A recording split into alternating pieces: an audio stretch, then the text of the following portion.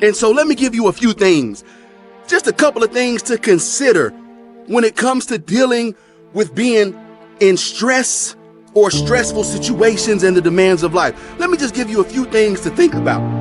The first thing is to take time for yourself. Now, what I mean here is that you are the number one priority in your world. If you don't take care of yourself, then you won't be well enough to take care of the things that you have to do. Think about a vehicle. The job of the vehicle is to get you from point A to point B. However, if you don't take care of that vehicle by adding fuel, by checking the oil levels, by changing the tires and etc., then I promise you, eventually it will stop. And that is how your body and your brain works. You got to take care of yourself. Huffington Post writes that taking time to pause from the relentless pace of everyday life and enjoy creative activities that keep you from dwelling on or stressing over school pressures can go far in decreasing your stress levels. The second thing that I need you to understand, watch this.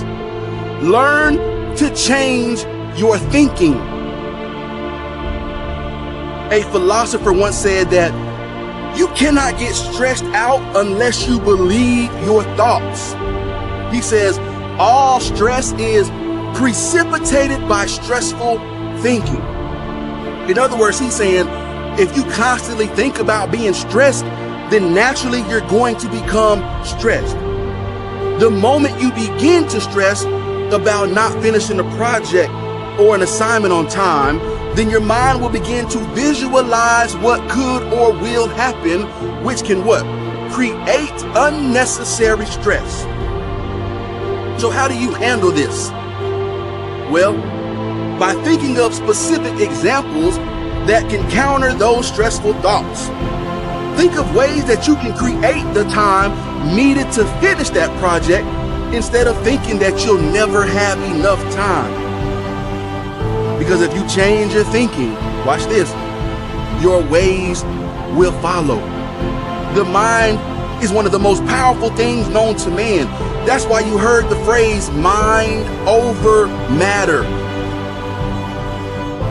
I heard the rapper Eminem once say, on the surface, he looks calm and ready. And you see, that's exactly how I appear to be to people. I appear to be very cool, very calm, very collected. I appear to have everything under control.